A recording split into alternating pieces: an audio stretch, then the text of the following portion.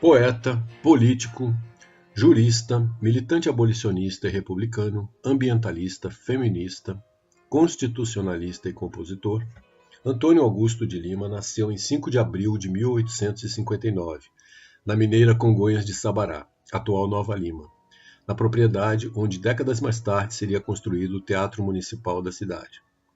Seu pai, José Severiano de Lima, era conhecido como Juca da Califórnia, uma referência ao nome de sua fazenda, e descendia de uma linhagem de mineradores de ouro portugueses. Sua mãe, Maria Rita Denis Barbosa, era filha de Antônio Denis Barbosa, pintor, músico artesão, alfaiate e proprietário de uma pousada em Casa Branca, povoação do município de Ouro Preto. Antônio Augusto de Lima, apelidado de Totonho, e seu irmão Bernardino, 2 anos mais velho, eram muito ligados e receberam educação esmerada. Na infância frequentaram o seminário de Mariana e em seguida foram mandados para o Colégio do Caraça, instituição fundada em 1820 e visitada periodicamente pelo imperador Dom Pedro II. No interior da construção se erguia a bela igreja Senhora Mãe dos Homens. As montanhas de Minas que compõem a paisagem seriam uma inspiração permanente na obra poética do literato. Em 1878, os irmãos seguiram para São Paulo, a fim de cursar Direito na Faculdade do Largo de São Francisco, com suas famosas arcadas que abrigavam o pensamento de vanguarda da época. Ali tiveram como colegas de turma Raimundo Corrêa, Silva Jardim, Teófilo Dias, Pinheiro Machado e Assis Brasil. Famosa por formar grandes figuras nos meios jurídicos, na literatura e na vida política, inclusive diversos presidentes, a instituição paulista também era, naqueles tempos, o principal ponto de efervescência de abolicionistas e republicanos na cidade, que começava a fazer a transição de acanhado pouso de tropeiros para a vibrante metrópole que se tornaria no século XX. Ao longo do curso, Augusto de Lima fundou a revista Ciências e Letras, onde publicou seus primeiros ensaios literários, e atuou como colaborador dos jornais O Boêmio, órgão do Centro Abolicionista de São Paulo, a Gazeta de Notícias do Rio de Janeiro e em diversas outras publicações. Formado, foi nomeado promotor público de Leopoldina, na zona da Mata Mineira, e logo passou a juiz municipal. Durante sua permanência na região, publicou o seu primeiro livro de poemas, Contemporâneas, que lhe valeu boas críticas e o inscreveu entre os círculos parnasianos. Essa notoriedade lhe renderia um convite do músico Manuel Joaquim de Macedo para a composição do libreto da ópera Tiradentes.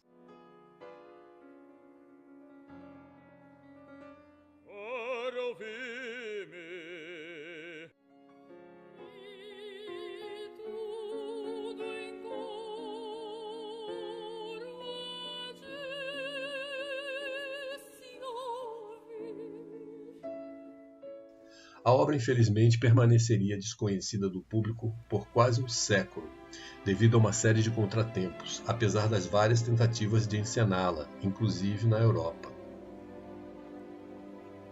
Seria finalmente executada pela primeira vez em 21 de abril de 1992, graças aos esforços do bisneto Luiz Augusto de Lima em parceria com a Escola de Música de Minas Gerais.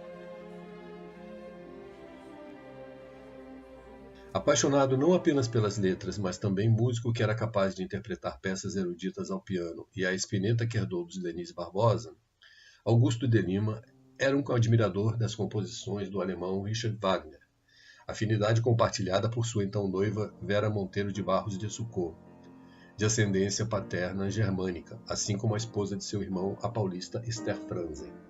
Seu casamento, que havia sido marcado para maio de 1888, precisou ser adiado em mais de um mês em função dos turbulentos tempos que se seguiram no meio rural, após a abolição da escravatura pela princesa Isabel.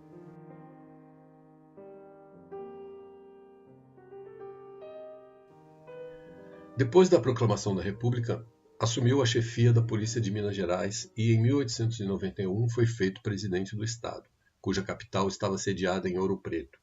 Um dos seus primeiros atos no governo foi dirigir uma mensagem à primeira Assembleia Republicana, defendendo a mudança da capital para Belo Horizonte, argumentando que era necessário instalar a administração estadual em uma cidade moderna e planejada. A proposta lhe custou muita resistência, já que os habitantes de Ouro Preto temiam pela perda de importância política e pelo esvaziamento econômico do município. Em 1892, voltaria a investir na carreira literária, publicando símbolos e alinhando-se à corrente denominada simbolista, caracterizada por aspectos românticos, panteístas e metafísicos, em oposição ao naturalismo e ao realismo. Tinha entre suas inspirações europeias o poeta francês Charles Baudelaire, autor do controvertido As Flores do Mal. Na mesma ocasião, figurou entre os fundadores da Faculdade Livre de Direito de Minas Gerais, cabendo-lhe a cátedra de Filosofia e História do Direito. Em 1903, foi eleito por unanimidade para a Academia Brasileira de Letras na vaga de Urbano Duarte, passando a ocupar a cadeira 12, ainda na antiga sede da instituição, do Passeio. Olavo Bilac lhe escreve: não era você quem precisava da academia, mas era a academia que precisava de você. Augusto de Lima e sua numerosa família permaneceriam em Belo Horizonte por mais alguns meses, até ser eleito deputado federal pela primeira vez, transferindo-se para o Rio de Janeiro. Ele acabou por instalar-se em um chalé no bairro da Gávea, recanto bucólico da capital federal, antiga fazenda cercada por morros cobertos de matas, que se transformaria em um ponto do bairro, onde uma linha de bondes fazia sua parada final. Na rua principal, Marquês de São Vicente, seriam disputadas anos mais tarde as primeiras corridas de automóveis na cidade. Na época, o próprio Augusto de Lima dirigia o seu carro por ali. Em 1917, fez parte da comissão de diplomatas e integrantes da Câmara que decidiu a entrada do Brasil na Primeira Guerra Mundial. No final do ano, na Academia Brasileira de Letras, esteve presente ao evento em homenagem ao jurista Rui Barbosa, e era um assíduo e atuante membro da casa fundada por Machado de Assis. Entre seus contemporâneos estavam Miguel Couto, Afrânio Peixoto, Félix Pacheco, Afonso Celso, Humberto de Campos, Graça Aranha, Coelho Neto, Ataúfo de Paiva e diversos outros expoentes. Em Minas Gerais, seu irmão Bernardino também brilhava como catedrático da Escola de Direito, quando caiu doente e veio a falecer em 1924.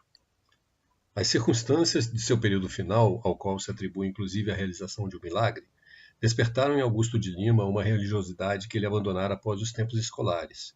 Reconvertido, publicou as obras Santa Teresinha do Menino Jesus e São Francisco de Assis. Na época, Augusto de Lima presidia a Academia Brasileira de Letras, e seus filhos já seguiam suas próprias carreiras. Um deles, José Antônio Augusto de Lima, dirigiu seguidas redações de jornais opositores ao regime vigente, hoje conhecido como República Velha.